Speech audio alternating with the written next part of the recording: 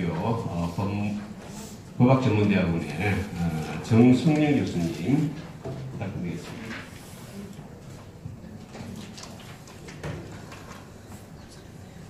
예, 방금 소개받은 부산대학교 법학전문대학원 정승윤 교수입니다. 반갑습니다.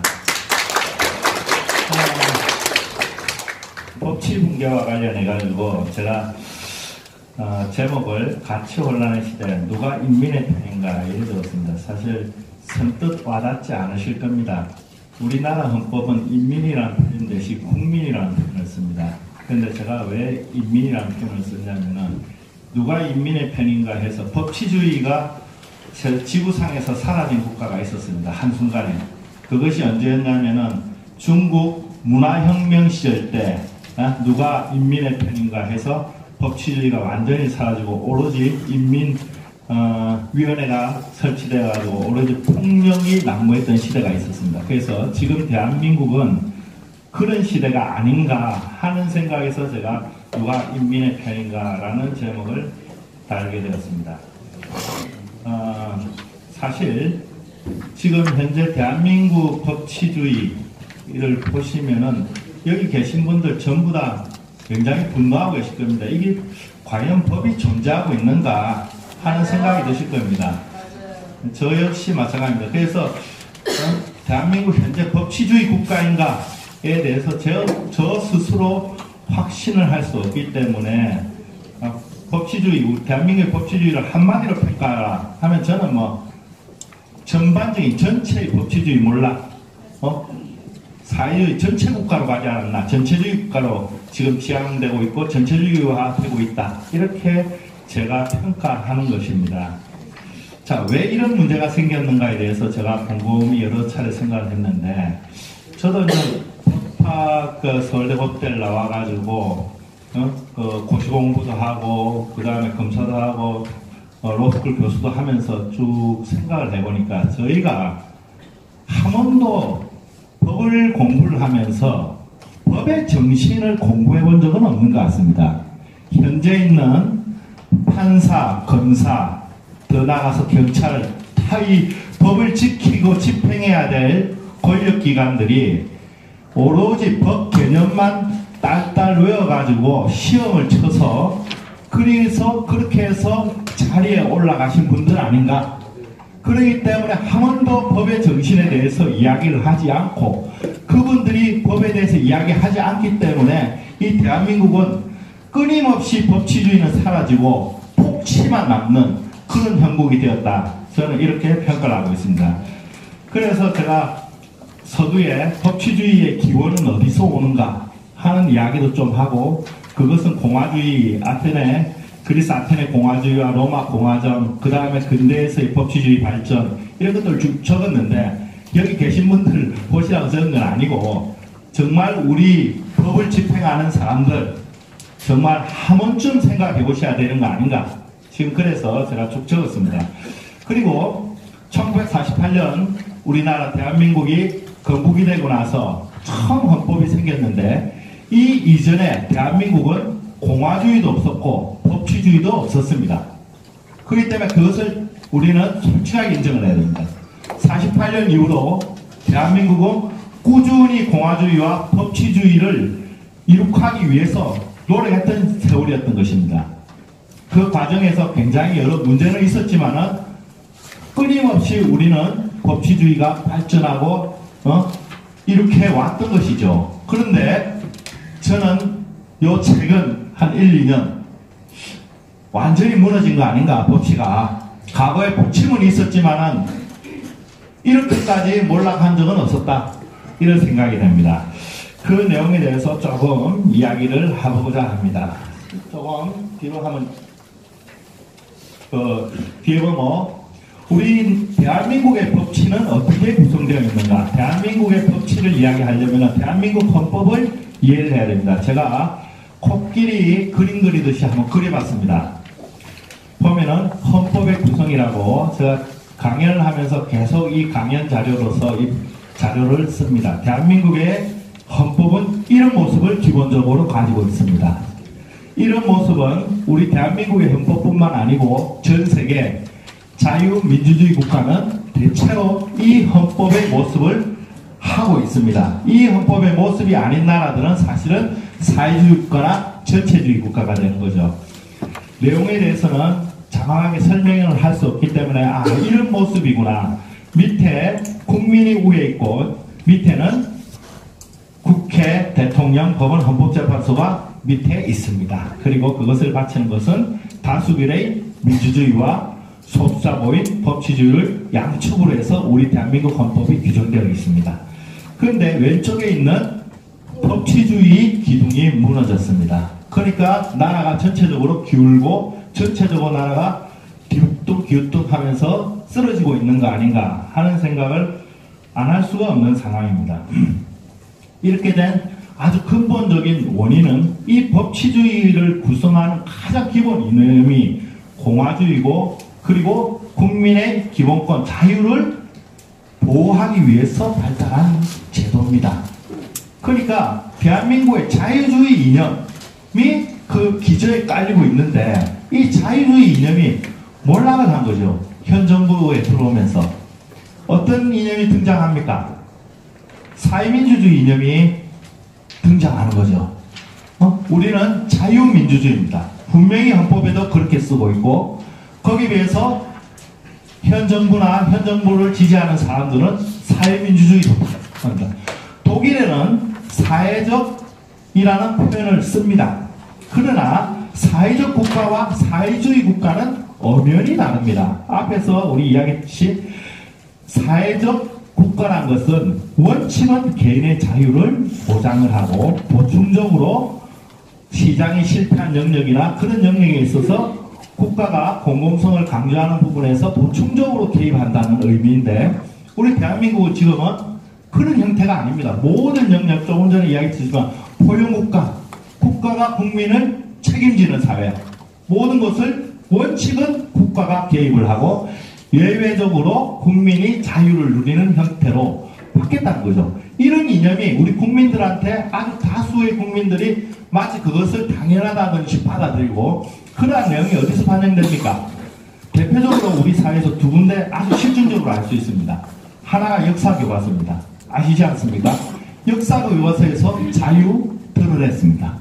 그리고 또 이것을 어디서 알 수 있냐면은, 명확하게 알 수 있는 것이 개헌특위의 자문위원단의 개헌안을 보시면 압니다. 거기에도 어떻게 되어 있냐면은 자유민주적 기본질서를 아예 해체해버립니다. 없앱니다. 그러면서 어떻게 이야기하냐면 자유롭고 평등한 민주사회라고 해서 아주 두리뭉실하게 들어오고, 그 다음에 우리가 통일 방안에서도 민주적 기본질서에 의해서 한다라고 했는데 이거 없애버립니다.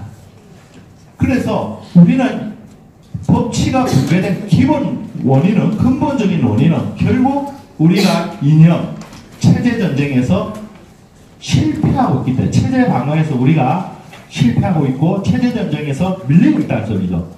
그래서 법치주의 붕괴는 아주 기본 원인이, 법치가 실종된 기본 원인은 자유주의 이념의 몰락에서 출발한다 하는 겁니다. 자, 이렇게 자유주의 이념이 몰락하게 되니까 무엇이 등장하게 되냐면, 기본적으로 국민의, 아까 우리 헌법에서 봤지만 국민의 자유가 위에 있는데 이것이 몰락하면 어떻게 됩니까? 누가 위로 올라갑니까?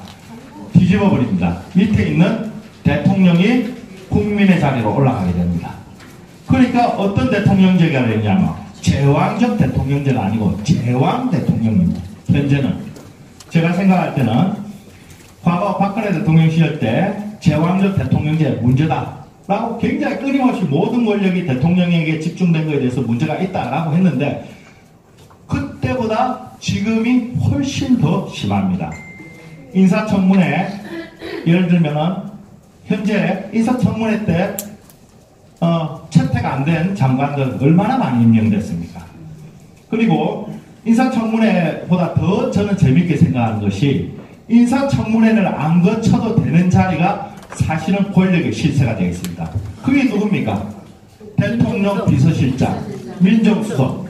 그분들 그렇게 권력을 휘두르고 싶으면은 인사청문회 받으셔가지고 국민 앞에 검증받고 오십시오. 저는 이걸 정말로 권력의 우회상장이라고 표현합니다.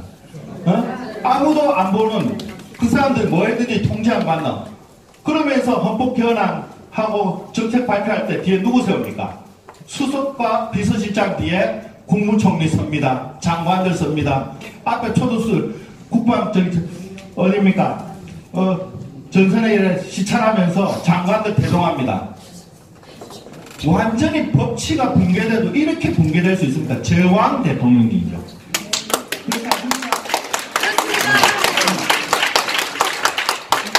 우리 법에는 분명히 장관, 국무총리 중심이고 국무회의 중심으로 되어 있습니다. 그러나 현 정부는 대통령 비서실장, 수석, 그리고 수석회의 중심으로 운영되고 있습니다. 당장 없애야 됩니다.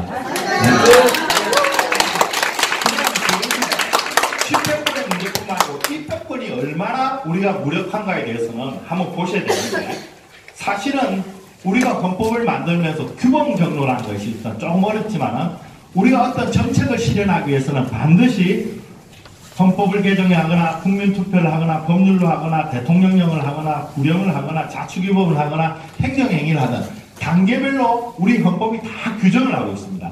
거기에 맞게끔 선택을 해야 됩니다. 정부는 법체행정은 가장 기본이 이겁니다. 예를 들면 우리가 이걸 경로를 하는데 철로가 크기가 다 다르다는 거죠. 그런데 정부는 어떠냐면 위로 가지 않습니다. 항상 밑으로 가장 쉬운 행정을 통해가 모든 권력을 뒤두려고 합니다. 국회를 무시하고 싶죠. 국회를 패싱하고 싶어 합니다. 대표적인 게 뭐냐? 탈원전 정책입니다. 제가 수차 이야기를 합니다. 탈원전 정책, 대만에 우리 최근에 국민투표를 통해서 탈원전 정책 폐기된 것에 대해서 이야기를 하는데 우리가 유심히 봐야 될 게 있습니다.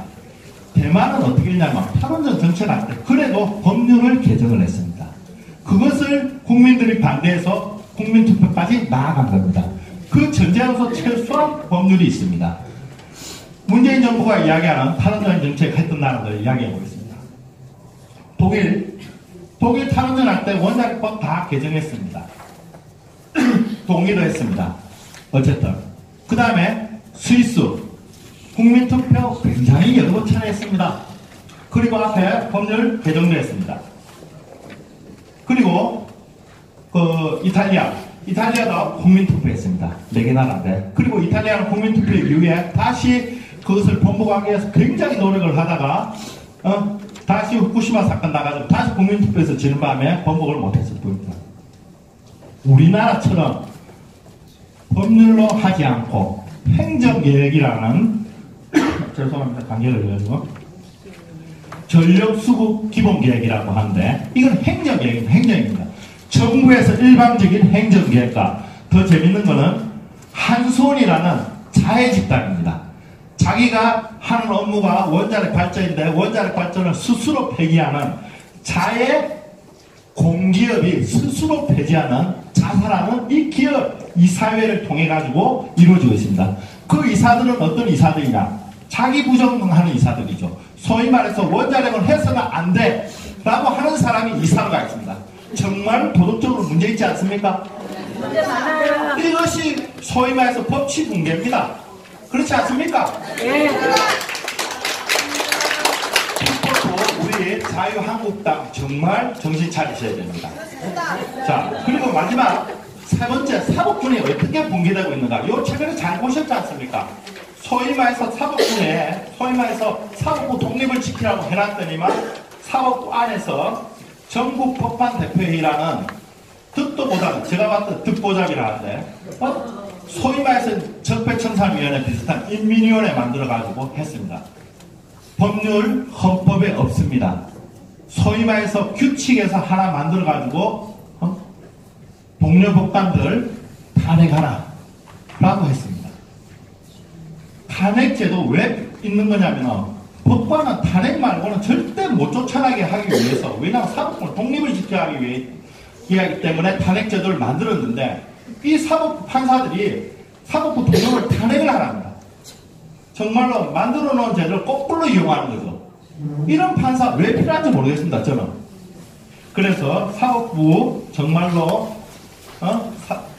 법을 지켜야 될 최후의 보름대도 불구하고 이 사법부마저도 법치주의를 붕괴시키는데 일조를 하고 있다. 정말로 가슴 아픕니다. 마지막으로 제가 하고 싶은 이야기는 이렇습니다. 우리가 법치주의라는 거하고 법가라는 것은 틀립니다. 우리는 중국 영향을 받아가지고 오랫동안 법가 사상이 있었습니다. 이 법가 사상이라는 것은 법이라는 것은 지배의 도구입니다. 그렇기 때문에 황제, 임금이 국민을 어떻게 하면 잘 다스릴까 하는 관점입니다. 그래서 법으로 다스리는 게 참 유용하더라 한 사상입니다. 그래서 이때의 법은 어떤 법이냐면 국민을 다스리는 칼입니다. 국민을 어떤 식으로 재단하고 처단하는 그런 정신이 법이라는 것은 국민을 억압하는 수단으로서 고려되는 것이죠. 거기에 비해서 서양에서 발달한 법치주의, 룰 오브 로라는 것은 그런 게 아닙니다. 항상 위에 있는 대통령이나 권력자나 임금은 국민들을 탄압하고 항상 괴롭힙니다. 그래서 그 사람들의 권력을 어떻게 하면 방어할 것인가 하나는 개념에서 발달합니다. 그래서 법은 항상 어떤 의미냐? 국민의 권리와 자유를 보호하는 방패로 작동을 합니다. 그래서 우리는 법을 어떻게 바라봐야 되냐면 국민을 보호하는 방패가 돼야 되는데 우리 현 정부는 어떻게 법을 이용하냐면 국민을 다스리는 칼로서 지금까지 이용을 하고 있습니다. 그러면서 이 칼을 누가 휘두릅니까? 소위 말하는 제가 항상 얘기합니다. 요즘 개떼라, 들깨떼라고 합니다. 경찰, 검찰에서 하고 있습니다. 제가 이 표현을 들으시면 그분들 참 기분 나쁘죠. 저도 한때 검사했기 때문에. 근데 정말 한번 생각해 보셔야 됩니다. 제가 이 표현을 어디서 가져왔냐면 조지 오웰의 동물농장에 보면은 지배자 돼지를 위해서 거기 있는 같은 동료들을 끊임없이 물어뜯는 동물이 있습니다. 그 떼들이 개떼입니다. 그래서 제가 야 어떻게 조지 오웰의 1984에 나온 거하고 이렇게 내용이 똑같을 수 있냐. 현 정부 정말 한번 생각해야 됩니다. 제가 이 기조 발제문 넣고 나서 그 사이에 새로운 게 생겨가지고 도무지 말 안 할 수가 없어가지고 하겠습니다. 이재숙 기무사령관 돌아가셨는데 분명히 이분이 이렇게 했습니다. 사찰 안 했다. 응? 그럼에도 불구하고 위에 풀으라 허위자백하고 강요를 회유도 했죠. 그러면서 포토라인 세우면서 수갑 찼습니다. 도망간 사람 같았으면은 자기 발로 들어온 사람 도망가겠습니까? 다른 사람 다 수갑 안 찼는데 그 작은 수갑 채워가지고 포토라인 세워가지고 얼마나 큰 몸을 가면 어떻게 견디겠습니까? 평생 명예를 사신 분. 그분은 그렇게 차고 넘친다고 하는 증거 거의 없는 것 같은데 다른 증거가 있음에도 불구하고 분명히 무죄의 증거들이 상당히 있었습니다. 그럼에도 불구하고 선별해가지고 제가 있다는 식으로 몰아갔는데 오늘 어떤 일이 있었습니까? 김태호 검찰수사관, 소위 말해서 민정수석실에 있는 특별감찰관 직원이 이야기를 합니다. 민간인 사찰했다. 내가. 그리고 정보 확인했다. 조선일보 크게 실렸습니다. 그러니까 청와대 이렇게 이야기합니다. 미꾸라지 한 마리가 물을 흐린다. 그리고 어떻게 이야기합니다. 감찰관 한번 보니까 직무 범위 내다. 무슨 소리입니까? 아, 들깨떼들 나가봐라. 재간을 물려라. 그렇지 않습니까?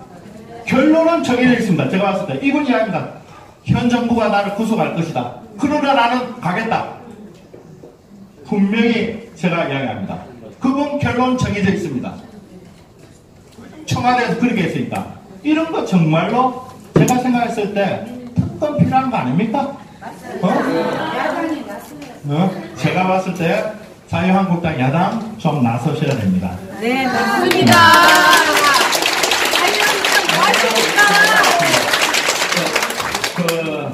지금의 시대는 법치의 시대는 아닙니다. 폭치의 시대입니다.